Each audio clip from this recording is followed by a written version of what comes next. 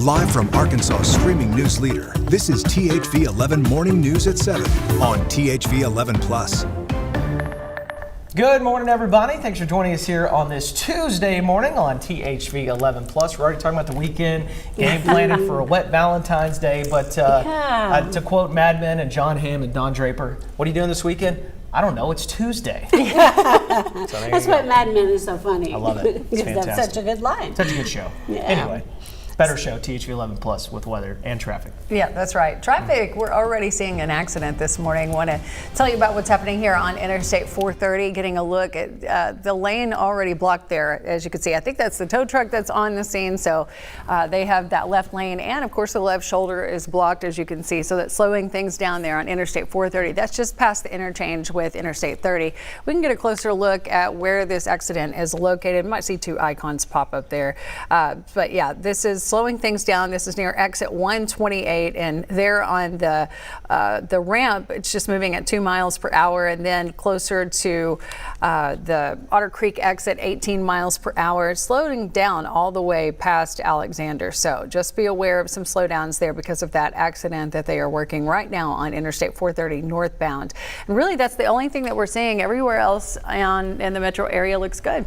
All right, well, we're starting to see those clouds increase as we're heading into the rest of the day. It will become a mostly cloudy day and a bit breezy as well.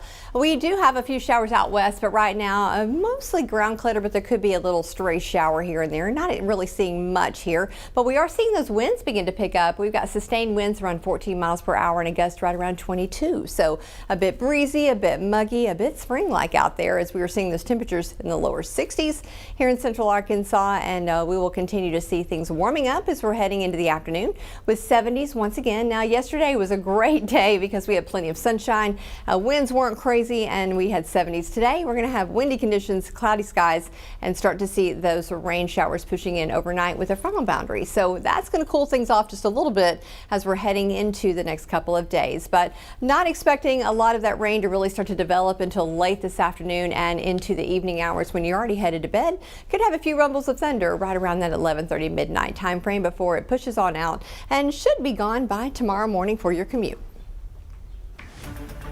All right, Tracy, thank you. More developments this morning as Congress continues to sift through the Jeffrey Epstein files.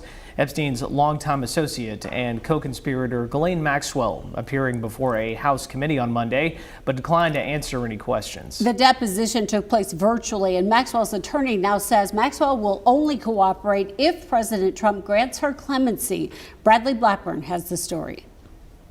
I invoke my Fifth Amendment right to silence. Ghislaine Maxwell spoke to a congressional committee by video from prison, but what's notable is what she did not say. I invoke my Fifth Amendment right to silence. But in a statement, her attorney said Ms. Maxwell is prepared to speak fully and honestly if granted clemency by President Trump. I just think it's unconscionable that she's pleading the fifth or trying to make deals. She needs to tell the truth. It's long overdue. The Maxwell deposition played out as fallout continues from the release of more Epstein files. Emails suggest Health Secretary RFK Jr. once went dinosaur bone hunting with Epstein and Maxwell. And Commerce Secretary Howard Lutnick is facing calls to resign after CBS News reported he was in business with Epstein as recently as 2014. And discussed a 2012 family trip to Epstein's Island. Lutnick has claimed he cut ties with Epstein after 2005. A spokesperson said his interactions with Epstein were, quote, limited. Monday, the Department of Justice allowed members of Congress to review unreleased, unredacted Epstein files in a secure space.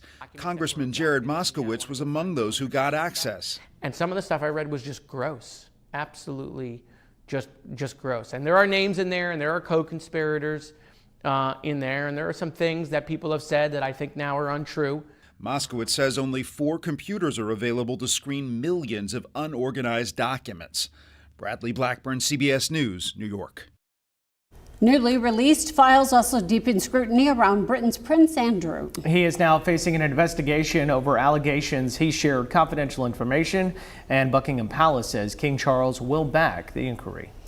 Congress has only days left to reach a compromise on immigration enforcement reforms before funding to the Department of Homeland Security runs out Friday. Republicans and Democrats remain far apart on several key proposals.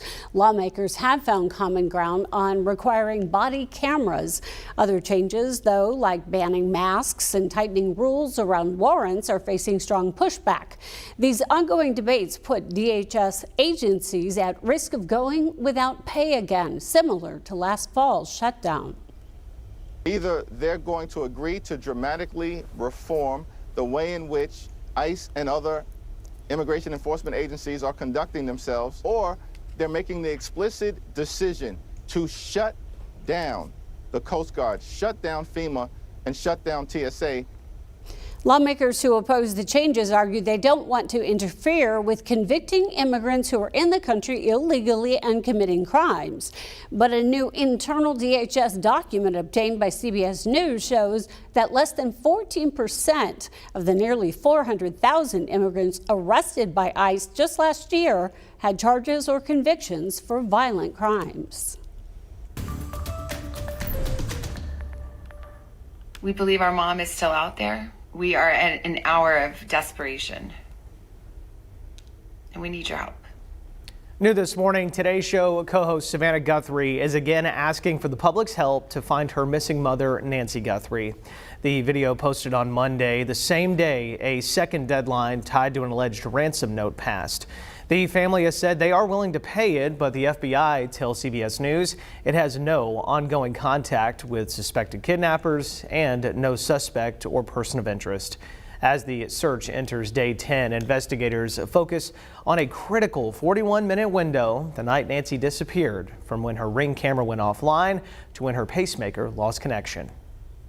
These cases are really tough. Take them at face value that they have nothing right now. That being said, if they do have a credible lead, they're very smart to hold it close to the vest. Investigators are also reviewing traffic cam footage and videos from nearby gas stations as the search for answers continues. Here at home, taking a closer look this morning, some residents in and around Sheridan say the water that comes out of their faucets looks more like rust than something that's safe to drink. Families tell us this discoloration has become a daily problem and raising a big concern about their health. THV 11's Tamer Knight has the details on the cause and why city leaders say the water is safe. Well, Karen, Hayden, residents say this isn't a new issue, but it's one they believe has gotten much worse over the past couple of years. Rusty colored water pouring from the faucets has become an unsettling sight for some Sheridan residents. The discolored water has ruined clothing, forced families to shower in murky water, and led many to buy bottled water for cooking and drinking. Officials with South Sheridan Water and city leaders say the discoloration comes from iron in aging pipes. However, test results fall within FDA guidelines. One resident says the issue is costing his family money by frequently replacing filters. Another tested the water independently, which yielded troubling results. Sometimes it'll come out clean and clear, sometimes it's just absolutely atrocious, but more often it's dirty rather than clear. The water even contains arsenic. It's bad water. Sheridan Mayor Kane Natton tells us that the city's water system isn't responsible for the discoloration issues. In a statement, Natton says the problem appears to be limited to water systems outside city limits, but adds that the city is willing to assist neighboring providers if asked. Now, we attempted to get answers from South Sheridan Water, but their office was closed at that time. But for right now, reporting for THV 11 News, I'm Tamer Knight. Tamer, thank you. Now to Conway, the University of Central Arkansas is moving forward with a new project designed to better prepare students for the workforce. It's called the UCA Innovation Campus, and it's a partnership between the university, Conway Development Corporation, and the University of Arkansas Community College at Morrilton. The facility will include a range of academic and training spaces with a focus on connecting students directly to the industries they plan to enter after graduation. We always keep top of mind the academic partnerships and the workforce partnerships where students are going to be able to walk from campus into a job. And so this new partnership, this new location will give us that opportunity to have a pipeline for students to prepare for the jobs that exist today, but also for the ones that are going to exist into the future. That way our students will be confident for what is next. The building is located about 10 minutes from UCA's main campus and is set to open to students this fall. UAMS is receiving another major boost, this time securing $40 million in federal funding aimed at strengthening health care across the state of Arkansas. The investment is part of a new wave of money flowing to the state after Congress approved several spending bills over the past couple of weeks. Funding for the university's teaching hospital will support new birthing and education centers, expanded patient services, student wellness programs, and upgraded research space. This allocation is part of at least $75 million UAMS has received since earlier cuts and funding holds tied to actions by the Trump administration last year.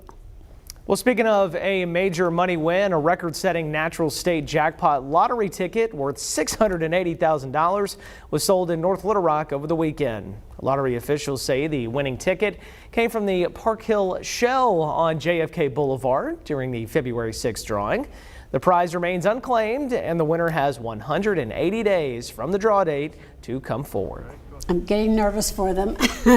Let's turn now to Ashley Kane, get a check of the traffic. Looks pretty busy. Yeah, there is an accident right now on Interstate 430, so we have issued a traffic impact alert. This is really slowing things down on Interstate 430 all the way onto Interstate 30 if you're coming in from Saline County. So this is, as you can see, blocking that left lane and the left shoulder here, 430 northbound. This is near exit 128, and we can show you on our live traffic map exactly where this is located here, so you can see just how slowly it is moving all the way down Interstate 30. So right here near exit 128 again, it is now just blocking that left lane and shoulder. Before the center lane was blocked as well, but on the ramp just moving at 4 miles per hour, and between Alexander and the 430 interchange 14 miles per hour. It's even slow before you get to Alexander. I can give you a look at how slowly it's moving right there. So about 12 miles per hour. It looks like it's slowing down even more as we're watching.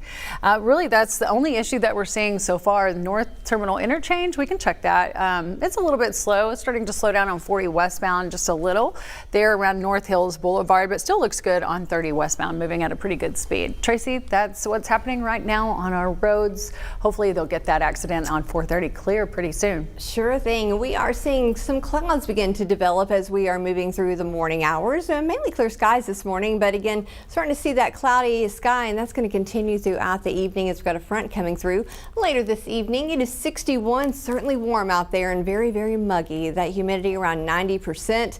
Those winds are west-southwest around 14 miles per hour, and we're seeing already a few of those gusts here in central Arkansas right around 22. So again, we're going to see those gusty winds throughout the day, maybe even up to around 30 miles per hour. Sustained winds will be anywhere from around 10 to 15. So looking for that high today right around the low 70s, and you can see we're going to start to see those rain showers pushing in as we're heading into the evening. I wouldn't rule out a stray one here and there, but it shouldn't be too much at all. That wind forecast though is going to remain very, very breezy as we're heading through the afternoon around 1:30. We can see them beginning to pick up, and again that frontal boundary pushing through tonight, and it'll still be a little breezy as you're making your way in tomorrow morning. But overall, Wednesday's looking much, much better.